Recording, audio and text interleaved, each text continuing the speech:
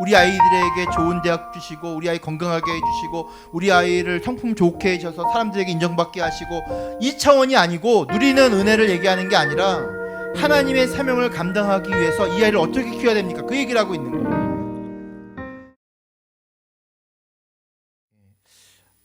사사 중에서 가장 마지막 사사 삼손에 대한 이야기입니다. 여러분 삼손 얘기 아시죠? 제가 초등학교 국민학교 다닐 때 꼭 운동장에서 예전에 보면은 이렇게 그 성경 만화를 이렇게 상영한 적이 있어요. 천막으로 이렇게 극장을 만들어서 보면 꼭 등장하는 인물이 다윗, 그다음에 삼손 이 두 인물에 대해서 이제 어렸을 때 학교 운동장에서 봤던 기억이 있습니다. 특별히 오늘은 삼손의 출생 그리고 자녀 양육에 대해서 한번 보려고 합니다. 특별히 삼손 같은 경우는 출생의 기록이 있어요. 성경에 보면은 몇몇 사람들이 출생의 기록이 있죠. 우리가 알고 있는 이삭 같은 경우도 그 어머니 사라에게 꿈속에서 나타나서 이삭에 대해서 얘기하고 또 세례 요한도 마찬가지죠. 세례 요한도 그의 어머니 엘리사벳에게 꿈속에 나타나서 세례 요한에 대한 태어나기 전에 이미 하나님께 예언하시는 말씀이 있고 그리고 우리가 잘 알고 있는 예수님도 마리아의 꿈속에 나타나서 결국은 성령으로 잉태될 것이라고 말씀하셨던 것처럼 오늘도 이 삼손도 마노아의 아내 이름은 등장하지 않아요. 마노아의 아내라는 이름 그 기록으로 인해서 출생에 대한 기록이 있습니다. 저는 여러분 그 병원에서 태어나지 않았습니다. 저는 집에서 태어났어요. 제 나이 때 집에서 태어나는 경우가 보면 종종 있더라고요. 그래서 제가 태어난 날과 법적 생일이 다릅니다. 제가 태어난 날은 7월 3일이고 법적 생일은 10월 15일이에요. 그래서 두 달만 늦게 신고했으면 한 살 좀 줄일 수 있었는데 그 생각도 좀 해봐요. 네. 여러분 출생은 뭐죠? 부부의 결실이에요. 그러니까 부부의 사랑의 결실로 인해서 이제 출생을 하게 되는 거죠. 얼마 전에 그 언론에 보니까 출생을 했는데 그 출생 신고가 되지 않은 영아들에 대한 전수조사를 들어가는데 약 2,000명에서 더 확인해 보니까 4,000명 가까이. 그러니까 출생을 했는데 출생 신고를 하지 아이들이 않은 아이가 4,000명 가까이 되더라고요. 그 중에는 참 안타까운 일들이 벌어져요. 안타까운 일들이 벌어지는 이유 중에 하나가 뭐냐면 혼외, 그러니까 미혼모죠. 그러니까 혼외에 아이를 낳은 거예요. 뭐 여러 가지 이유가 있었겠죠. 그래서 그 아이가 태어나자마자 아주 끔찍한 일을 당하거나 아니면 버려지거나 이런 일들에 대한 뉴스가 종종 나타나기 시작합니다. 성경은 분명하게 어떤 부부 그 남녀 간의 성관계를 결혼 안에서라고 정의하고 있어요. 어떤 분들은 이거 고리타분하다. 요즘 시대가 어떤 시대인데라고 하지만 여러분들 동성애나 성적인 타락은 어느 시대를 막론하고 수천 년 동안 있었어요. 인류 역사상. 지금이라고 해서 더 뭐 어떤 뭐랄까요 좀 자유롭고 과거라고 해서 아니면 옛날 시대라고 해서 더 보수적이지 않았어요. 나라마다 어떤 차이가 있겠죠. 우리나라 같은 경우도 여러분 조선 시대 와가지고 유교 문화권 안에 있어서 보수적이었던 거죠. 여러분들 그 유명한 그 선덕여왕 아시죠? 선덕여왕의 그 드라마에 보면 미실 같은 경우는 남편이 남편 여러 명이었어요. 그러니까는 신라 시대나 이때만 해도 성적으로 조선 시대보다 훨씬 개방적인 사회 속에서 살았던 시대이거든요. 그러니까 성경은 그거와 상관없이 뭐 시대적인 변화, 이데올로기 이런 거 상관없이 성관계는 결혼 안에서라고 정의하고 있습니다. 왜냐하면 이번에 2,000명의 영아가 출생 신고되지 않은 사건, 이 모든 것들이 다 뭐죠? 결혼 밖에서 혼외에서 벌어지는 성으로 인하여서 벌어지는 아주 참 안타까운 일들이기 때문입니다. 교회는 성경은 가정과 교회를 우리가 지켜야 되는 유일한 소망이라고 우리에게 얘기하고 있어요. 여러분 자유함을 넘어서야 돼요. 여러분 인간에게 자유함이 주어지잖아요. 여러분들 인간은 그 자유함을 통제할 수 있는 능력이 없습니다. 그래서 하나님이 율법을 주신 거예요. 이스라엘 백성들이 율법이 있었고 율법이 없는 백성들이 있었어요. 여러분들 율법이 없었던 고대 근동 사회 속에 있었던 그들의 성문화는 과히 그냥 지금하고 변주어서 별반 차이가 없었어요. 타락에 타락을 하고 벌 이상한 짓들을 많이 했어요. 근데 이스라엘은 그나마 율법, 하나님이 주신 율법이라고 하는 기준이 있어서 그래도 그나마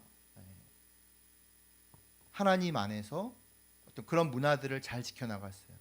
여러분들 우리 청소년들에게 다시 한번 얘기하는 거예요. 여러분들 지키셔야 돼요. 제가 고등학교 때 그 캠프할 때 혼전술결 서약식이라고 있어요. 그런 걸 했었거든요. 여러분들도 굉장히 그런 게 중요해요. 그 정신을 따라가야 된다는 거예요. 그래서 하나님께서 가정 안에서의 주어진 성을 축복으로 만들어야지 그냥 나의 쾌락과 나의 즐거움을 위해서 그걸 사용하는 순간 그것은 죄가 되고 그것으로 인하여 아주 안타까운 일들이 벌어진다는 사실 여러분 기억하셔야 돼요. 여러분 영적이라는 얘기는 뭘까요? 영적이라는 얘기는 하나님이 개입하신다는 거예요. 하나님이 함께 하신다는 거예요. 그러니까 하나님이 나의 인생 가운데 역사하신다는 게 영적이라는 얘기예요. 갑자기 막 무슨 기도했더니 어떤 일이 벌어지고 막 레이저가 쏴지고 장풍을 쏘니까 사람들이 쓰러지고 이런 것들이 영적이 아니에요.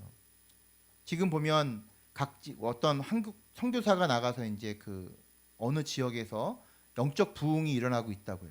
근데 영적 부흥이 대부분 빈야도 운동이더라고요. 그래서 손을 한번 싹 하면 사람들이 다 쓰러지는 거예요. 제가 물어볼게요. 그게 무슨 의미가 있어요? 쓰러지는 게. 저 쓰러진 적 있어요. 저도. 아주 희한한 경험이거든요. 근데 쓰러졌다고 해서 무슨 의미가 있냐는 거예요. 아무 의미 없어요. 쓰러졌다고 해서. 그거는 아무 의미 없는 현상이에요. 현상. 정말 중요한 현상이 뭐죠? 내 삶이 변하는 거예요. 내 생각과 내 삶의 방향이 변해야 되는데 그 현상을 경험하기 위해서 수많은 사람들이 모여들어요. 그리고 어떤 일이 벌어지죠? 그 선교사를 추종하기 시작해요. 아주 이단들이 하는, 이단이라고 하지 않지만 아주 그냥 하나님이 싫어하는 짓들을 다 하고 있는 거죠. 영적이라고 하는 것은 하나님이 개입하셨다는 의미를 갖고 있어요. 하나님께서 한 생명, 그러니까 마노아의 가정 가운데 한 생명에게 계시를 주세요. 그것이 바로 오늘 등장하고 있는 이 삼손에 대한 이야기입니다. 삼손은 20년 동안 사사로 이스라엘 백성들을 다스렸습니다. 그리고 마노아의 가정에 하나님의 천사로부터 나실인이 될 것에 대한 계시를 주세요. 그리고 이 나실이라는 것은 하나님께 구별된 삶, 하나님의 특별한 은혜를 얘기하는 거거든요. 우리 한번 1절 2절 다시 한번 읽어볼까요? 시작. 이스라엘 자손이 다시 주님께서 보시는 앞에서 악한 일을 저질렀다. 그래서 주님께서는 그들을 40년 동안 블레셋 사람의 손에 넘겨주셨다.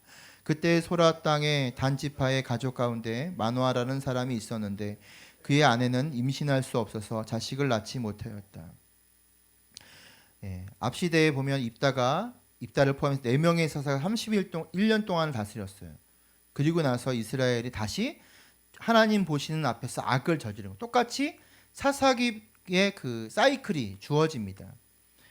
근데 여기 보면은 그 악이라고 돼요. 그 악. 그러니까 어떤 악인지에 대해서는 그러니까 하나님 주님이 보시는 앞에서 악을 저질렀다는데 이것이 영어에 보면은 그러니까 정관사가 있어요. 그 악이에요. 그 악. 그러니까는 어떤 악인지 않지만 그냥 어떤 특별한 어떤 죄악에 대한 이야기를 하고 있는 거예요.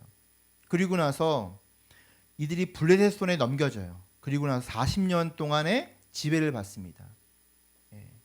여러분들 이 죄악의 고통의 시간이 길다는 얘기는 뭘까요? 그만큼 죄악의 크기가 컸다는 걸 얘기하는 거예요. 점점 이스라엘 백성들이 하나님 앞에 회개했다 돌아오는 어떤 그런 일상 속에서 죄에 대해서 둔감해지고 그 죄를 그냥 받아들이게 되고 그냥 그 죄에 대한 죄의식이 없어지는 거예요. 그런 일들이 벌어지는 거예요. 그래서 그들이 고통의 기간이 40년이라고 아주 긴 시간을 갖게 됩니다. 이 블레셋이라고 하는 여러분들 이 족속에 대해서 민족에 대해 자주 등장하죠. 이것이 지금 크레타 섬에서 크레타 문명 속에 있던 사람들이 이 이스라엘 쪽 해변, 그러니까 가나안 땅 해변 쪽에 정착을 하는 거예요. 그래서 이들을 뭐라고 그러냐 갑돌이라고 부르게 갑돌 해양 세력이라 불렀는데 이들은 철기를 사용했어요. 여러분들 그 사무엘이나 그다음에 사울, 다윗 나올 때는 청동검이었어요. 청동검이고 그 가나안 해변가 쪽에 지금이 가사 지역, 그쪽에 있는 그 곳에 정착한 블레셋은 철기 문화인 거죠. 철기가 훨씬 강력하겠죠. 주몽에 보면은 여러분들 그 철기 그 하나로 어떻게 보면은 그 고구려의 근간을 이루게 되잖아요. 그런 것처럼 고조선의 근간을 이루게 되잖아요. 그것처럼 이들은 강력한 아주 그 세력이었던 것이죠. 그래서 이 블레셋이라는 존재를 통해서 이스라엘은 계속해서 괴롭힘을 당하게 됩니다.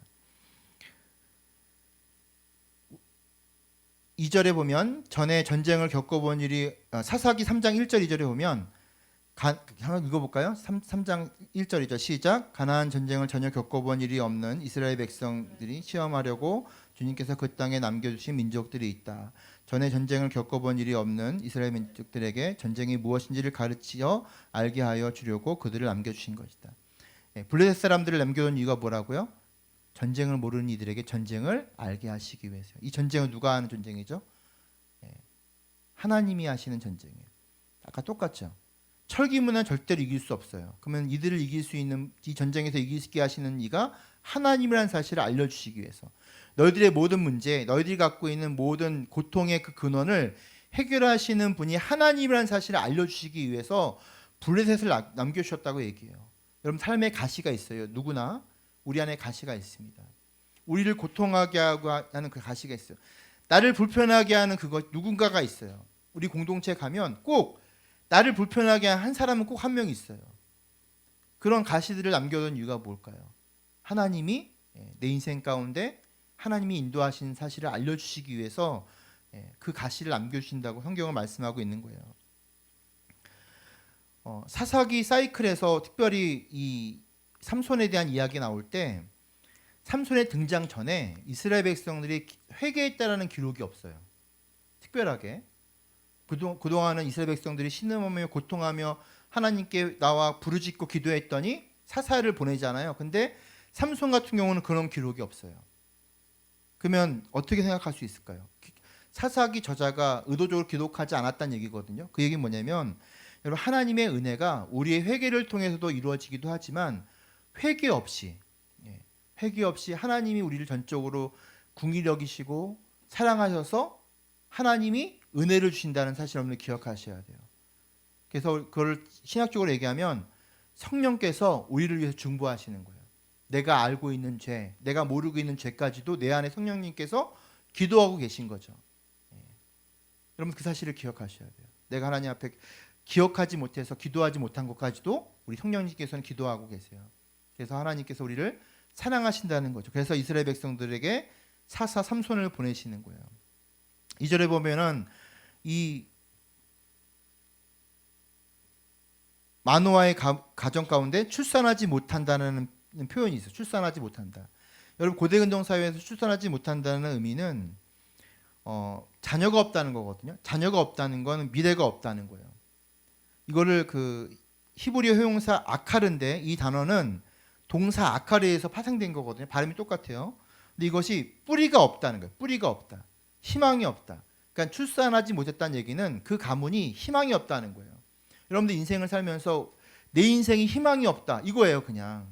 그러니까 그런 인생 가운데 지금 만화의 가정이 있는 거예요. 그런 가정 가운데 하나님의 계시와 은혜가 주어진 거예요. 여러분 마찬가지죠. 우리가 죽을 수밖에 없었던 죄인의 인생이었어요. 우리에게는 아무런 희망이 없어요. 그저 몇십 년 살고 끝난 인생이었어요.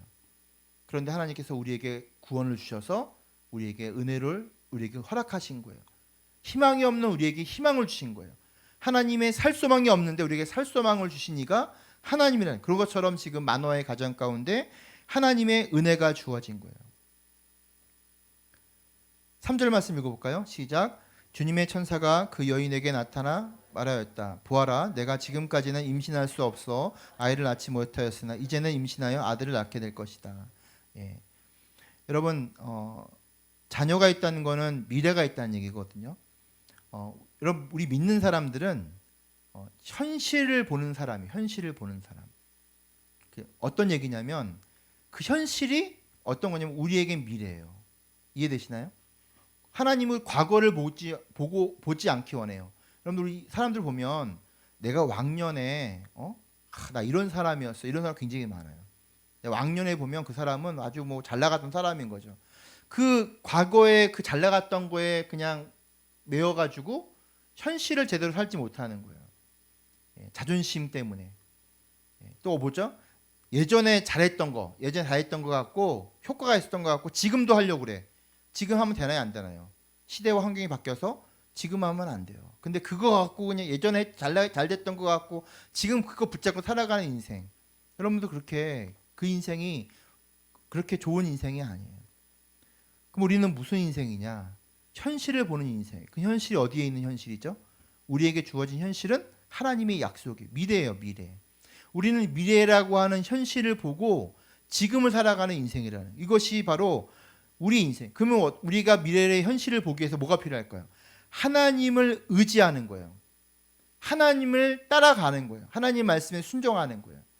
비록 내 현실 가운데 지금 답이 없어도 소망이 없어도 우리에게 약속하신 하나님의 그 말씀의 소망, 우리에게 약속하신 하나님의 그 살 소망, 하나님이 예비하신 그 길을 하나님을 의지함으로 우리가 살아가는 것입니다. 그것이 바로 하나님께서 이 마노아 가정에게 자녀를 주었다는 의미예요.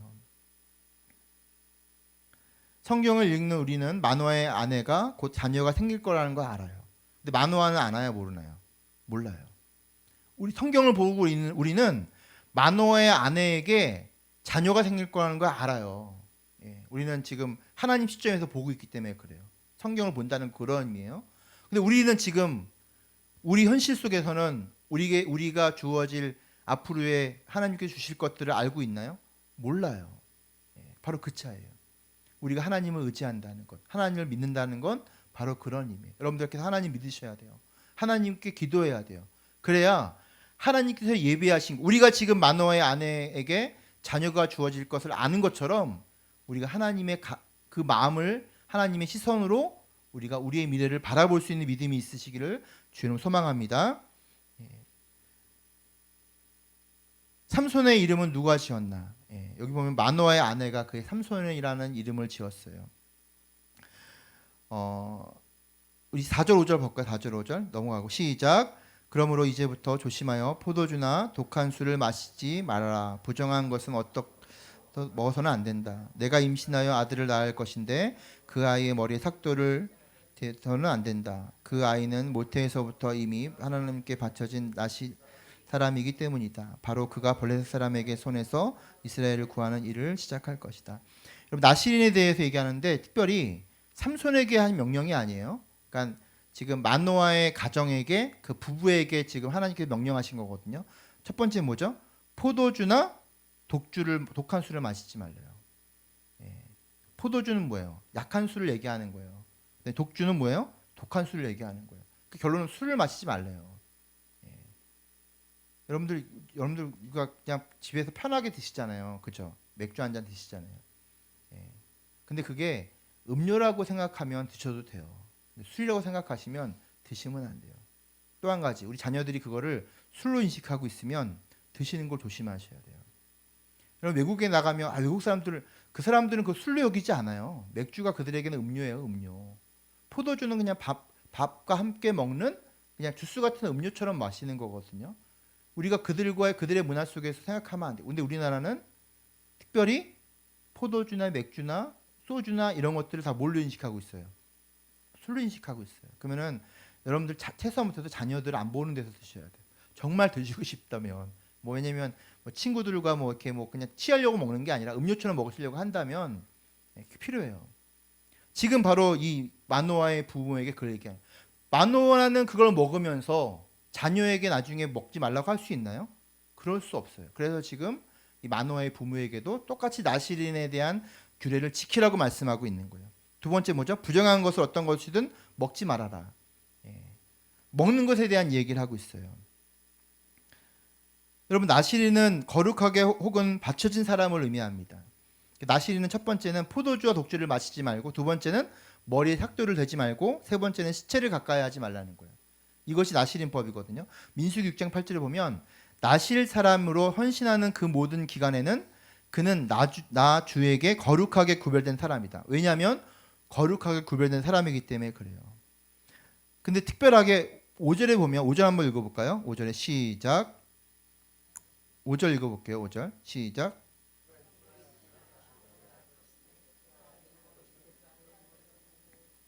예.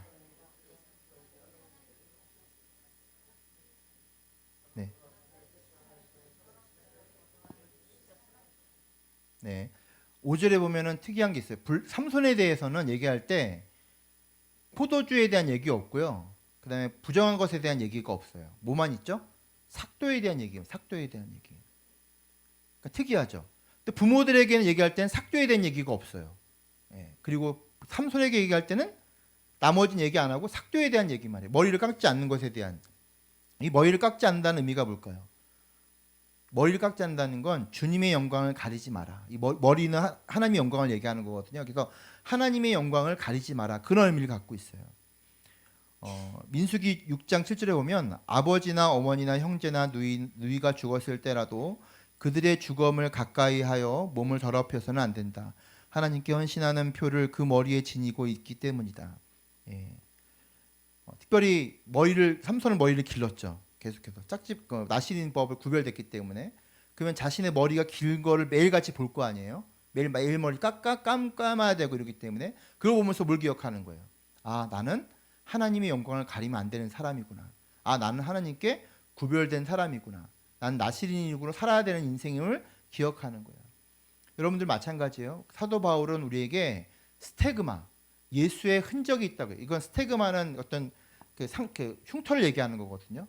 그러니까 사도 바울은 우리에게 예수의 스테그마가 뭐냐면 종들에게 노예로 팔려나가면 머리 여기 이마에다가 주인의 도장을 인두를 찢어가지고 여기다 찍는 거예요. 그럼 여기에 이제 흉터가 남잖아요. 누구의 소유다 그 얘기를 하는 거예요. 그러니까 우리는 예수의 소유라는 사실을 여기에다가 스테그마, 흉터가 남는 거죠. 우리가 누구인지를 늘 기억하라고 얘기해요. 근데 우리는 어떻게 살고 있죠?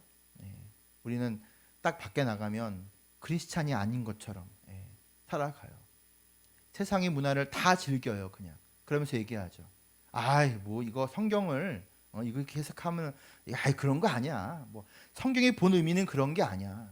여러분도 우리가 성경의 본 의미를 파악하고 그 의미대로 조절할 수 있는 능력이 우리에게 있다 없다? 없어요, 여러분. 우리에겐 그런 권한이 없어요. 솔직히 말해서. 그래서 하나님이 율법을 주신 거예요. 율법을 주신 이유가 뭐야? 하나부터 열까지 성막을 짓는 순서까지 제사를 드리는 방법까지 다 하나하나 알려주셨어요. 왜냐? 우리는 그거를 지혜롭게 판단할 수 있는, 조절할 수 있는, 통제할 수 있는 능력이 우리에게는 없기 때문에 그래요. 우리는 여전히 악한 쪽으로, 방탕한 길로 가기 때문이에요.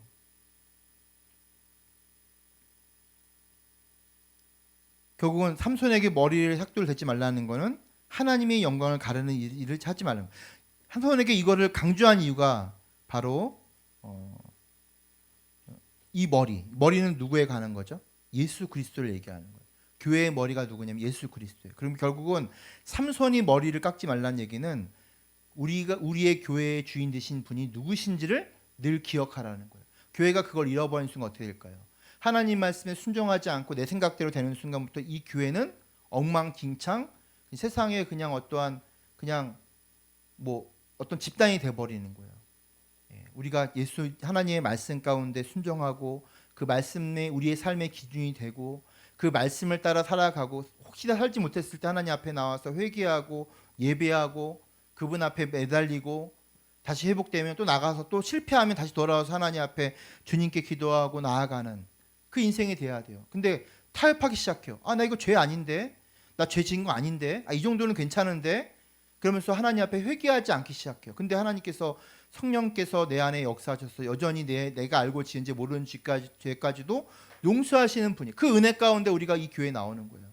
여전히 실패하고 있는 우리 인생 가운데에서 여전히 그리스도를 우리의 머리 삼지 않음에도 불구하고 하나님은 우리를 붙잡고 우리 은혜 가운데 놓여주시는 것이 바로 교회예요. 여러분들 하나님의 은혜를 이용하지 않았으면 좋겠어요. 하나님의 인내를 여러분들의 타임에 맞추지 않았으면 좋겠어요. 마노아에게 두 가지 얘기했죠. 아까 말했던 것처럼 포도주와 독주를 마시지 말고 부정한 것을 먹지 말라. 여러분 여기서 우리는 장유영학에 대한 우리가 자녀를 키울 때 어떤 것이 중요한지를 성경은 우리에게 얘기하고, 첫 번째는 자녀들이 하나님께 구별된 거룩한 사람이길 원한다면 부모부터 자신을 하나님께 거룩하게 구별돼야 된다는 거예요. 두 번째, 하나님께 구별된 사람 다음 세대를 원한다면 기성세대는 자신부터 하나님께 구별된 삶을 살아야 돼요. 셋째, 교회가 하나님의 거룩한 사람을 잉태하는 영적인 자궁이라면 교회부터 하나님 앞에 거룩해져야 돼요. 지금 마노아에게 임한 하나님의 계시가 그런 의미를 갖고 있어요. 6절부터 8절 읽어볼까요? 시작. 여인은 곧바로 남편에게 가서 말하였다. 하나님의 사람이 나에게 오셨는데 그분의 모습이 하나님의 천사의 모습과 같아서 너무나 두려웠습니다. 그래서 나는 그분이 어디서 오셨는지 감히 묻지도 못하였고 또 그분도 나에게 자기 이름을 일러주지 않았습니다. 그런데 그분이 내게 말하기를 내가 임신하여 아들을 낳을 것이니 이제부터 포도주와 독한 술을 마시지 말고 부정한 것은 어떤 것도 먹어서는 안 된다고 말했습니다. 그 아이는 모태에서부터 죽는 날까지 하나님께 바쳐진 나시린 사람으로 살아야 하기 때문이라고 했습니다. 남편에게 가서 이제 그 사실을 알립니다. 근데 놀라운 사실은 마노아가 그 사실을 알고 자녀가 아직 들어오지 않았잖아요. 근데 하나님께 기도를 해요. 놀랍지 않습니까? 그러면서 어떻게 기도하고 있냐면 8절 말씀 보면 이렇게 기도해요. 8절 읽어볼까요? 시작. 이 말을 듣고 마노아가 주님께 기도드렸다. 주님, 우리에게 보내셨던 하나님의 사람을 우리에게 다시 오게 하셔서 태어날 아기에게 어떻게 하여야 할지를 우리에게 가르치게 하여 주십시오. 아이가 지금 잉태했나요? 잉태 안 했어요. 태어나지도 않았어요. 근데 마노아의 아내의 얘기를 듣고 그 남편의 반응이 뭐냐면 이거예요. 그 아이 어떻게 키워야 됩니까? 물어보는 거예요. 놀랍지 않습니까? 아직 주어지지 않았어요. 이들에게 가장 큰 고민이 아이에 대한 문제였어요. 근데 그 아이가 잉태될 거라고 그 아내를 통해 전해 듣고 나서 기도하는 거예요. 어떻게 이 아이를 키울까요? 이거예요. 여러분 이것이 바로 믿음이에요. 아직 주어지지 않았지만 그것이 내 아이 현실 속에서 하나님 앞에 반응하는 거. 그게 바로 기도예요. 여러분 기도의 핵심이 뭐예요? 임신했나요? 안 했나요? 남자인가 여자인가? 이 문제가 아니고 태어날 아들을 어떻게 올바르게 키울까요? 어떻게 하나님의 뜻으로 키울까요? 이렇게 기도하는 거예요. 에베소 6장 4절에 보면 또 아버지 되니 여러분의 자녀를 노엽게 하지 말고 주님의 훈련과 훈계로 기르십시오. 여러분 요즘에 자녀가 얼마나 귀합니까? 한 명이나 두 명이에요. 얼마나 귀해요. 애지중지 키웁니다. 자기 자식 안 귀한 사람이 없을 거예요. 여러분들 자식을 위해서 목숨 바치라면 목숨 바치실 거잖아요. 그만큼 너무나 소중합니다. 요즘에 그 핫한 그 금쪽 같은 내 새끼 여러분들 혹시 보시나요? 오은영 박사가 나와서 이제 아이들 심리에 대해서 그런 솔루션을 제공하는 건데 예전에 오은영 박사가 했던 게 뭐냐면 우리 아이가 달라졌어요라는 코너가 있었어요. 그때 솔루션하고 몇 년 전 솔루션하고 지금 금쪽 같은 내 새끼에서 솔루션이 좀 차이가 있어요. 우리 아이가 달라졌을 솔루션은 칭찬요법이에요. 자존감을 높여주는 거예요. 그 아이를 이해하고 기다려주는 거예요. 안 되라는 말 하지 말고 기다리라고 얘기해요. 근데 지금 솔루션이 바뀌었어요. 금쪽 같은 내 새끼. 그만큼 아이들이 양육 방식이 달라졌던 얘기죠. 아니면 아이들이 갖고 있었던 문제들이 과잉 보호, 과잉 칭찬, 이 벌어진 일이겠죠. 그래서 오은영 박사의 솔루션이 바뀌었어요. 안 되라고 얘기하고 통제하는 걸 얘기하고 거절을 얘기하라고 얘기해요. 우리 애가 달라졌을 때는 이 얘기 안 했거든요. 자존감이 낮아진 아이들, 주눅 들어있는 아이들을 격려해서 그 아이를 키우라고 했는데 이제는 아이들이 자존감이 넘치다 못해서 교만해지기 시작하는 거죠. 막. 너무나도 과잉으로 키우는 거예요. 그래서 지금은 거절하고 통제하고 그렇게 말하라고 지금 얘기하고 있는 거예요. 분명한 사실이 뭐냐면 내 자식을 내 마음대로 키우는 것을 성경은 어리석다라고 얘기한다는 것입니다. 제가 뭐 여러분들에게 자녀 교육을 뭐 이렇게 가르치려고 하는 게 아니에요. 지금 성경에 있는 얘기를 하는 거예요. 만호하는 기도예요. 어떻게 기도하죠? 하나님, 내게 주어지지 않은 이 자녀에게 어떻게 이 아이를 키울까요? 하면서 하나님께 질문하는 거예요. 그 방식에 대한 것들을 질문하는 거죠. 우리 9절부터 11절 말씀 볼까요? 9절부터 11절 시작. 주님께서 마노아의 기도를 들려주셔서 주님의 천사가 다시 여인에게 왔다. 그때 그 여인은 밭에 앉아 있었는데 남편 마노아는 아내와 함께 있지 않았다. 그래서 그 여인은 급히 달려가 남편에게 말하였다. 와서 보세요. 저번에 나에게 오셨던 그분이 지금 나타났어요. 마노아는 일어나 곧 아내를 따라서 그 사람에게 이르렀다. 마노아가 그를 보고서 저번에 자기의 처에게 말하였던 그분이냐고 물었다. 그가 그렇게 대답하자. 하나님께서 마노아의 기도를 들으시고 응답하셨어요. 응답하셔서 다시 찾아오신 거죠. 그리고 하나님의 뜻을 그들에게 전달합니다. 12절 말씀 볼게요. 시작. 마노아는 그에게 지난번에 한 일을 이룰 때에 그 아이가 지켜야 될 규칙이 무엇이며 또 그 아이가 할 일인 무엇이냐고 물었다. 여러분 솔직합시다. 여러분들 지금 마노아의 가정에게 주어진 그 아이는 나신으로 바쳐야 되는 거예요. 여러분들 우리 아이를 온전히 하나님께 구별돼서 드리고 싶으세요? 솔직하게 우리 아이들이 하나님 앞에 온전히 하나님께 쓰임 받길 원하세요? 솔직히 아니잖아요. 내가 누리지 못했던 거, 내 안에 있는 우리 아이들이 조금은 나보다는 좀 더 나은 삶을 살기 원하고, 좀 더 좋은 대학에 가기 원하고, 좀 더 윤택하게 살기 원하시잖아요. 그래서 지금 열심히 뒷바라지하는 거잖아요. 솔직히 하나님께 온전히 드리고 싶은 마음이 없잖아요. 하나님께 드린다는 의미를 극단적으로 가면 선교지 간다, 뭐 그런 의미도 있어요. 지금이야 뭐 선교지 어떤지 모르겠지만 그냥 하나님 앞에 그냥 세상 거 다 포기하고 하나님께 온전히 쓰이는 사람, 그런 의미라는 우리가 본다면 여러분들 하나님 정말 하나님께 우리 아이 드리고 싶으신가요? 그렇지 않잖아요. 근데 마노아는 그렇지 않았어요. 마노아는 하나님 앞에 온전히 키우기 원해요. 그리고 하나님 앞에 나실인 구별된 자로 드리기 원했어요. 여러분 마노아의 질문의 의미는 이거예요. 성도로서 하나님의 자녀가 누리는 은혜와 권세만 추구하지 않고 뭐예요? 지켜야 될 규칙과 사명이 무엇인지를 알고 싶습니다. 하나님의 사명을 감당하기 위해서 이 아이를 어떻게 키워야 됩니까? 그 얘기를 하고 있는 거예요.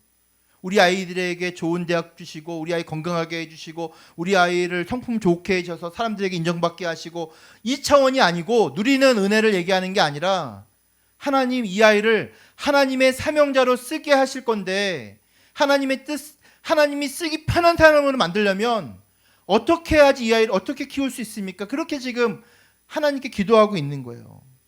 우리 13절 14절 말씀 볼게요. 13, 14 시작.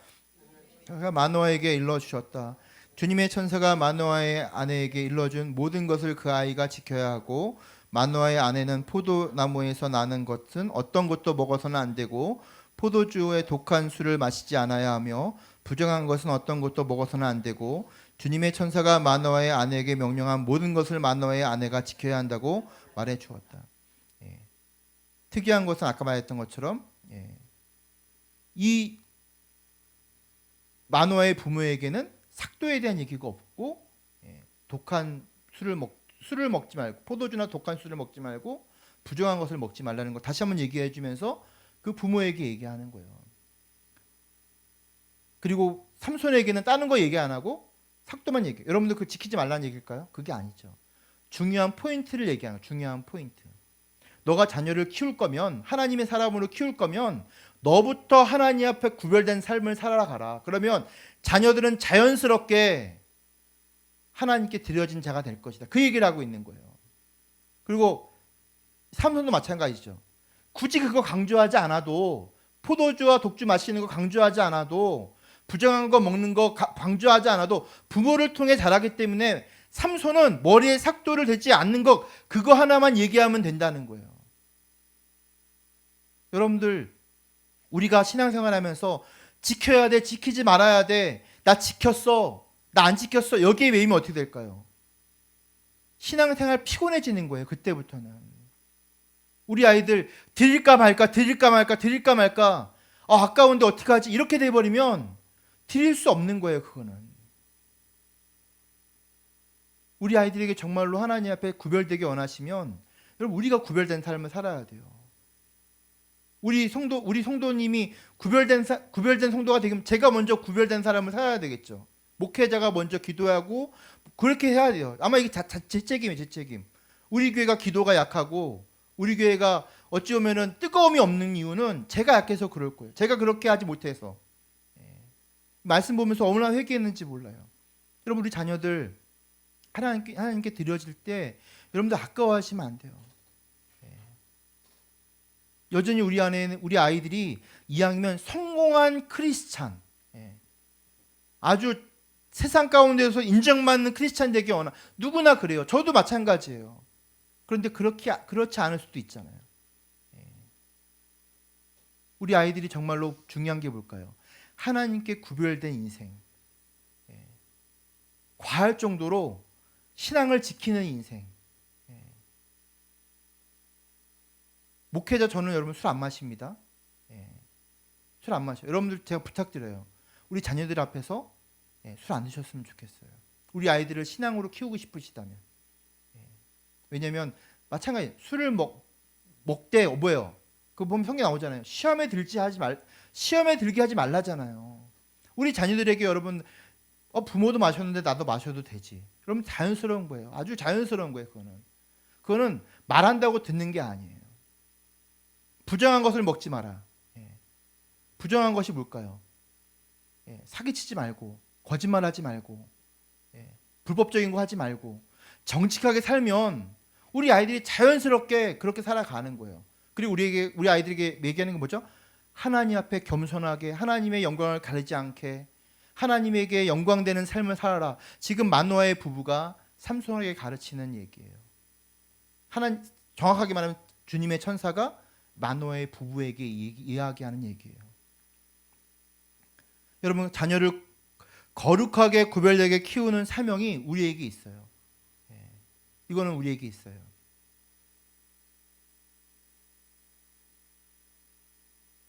우리 아이들의 신앙은 우리가 책임져야 되는 거예요. 목회자만 여러분들 나시린이 아니에요. 우리 모두가 나시린이에요. 하나님께 거룩히 부름받은 성도예요.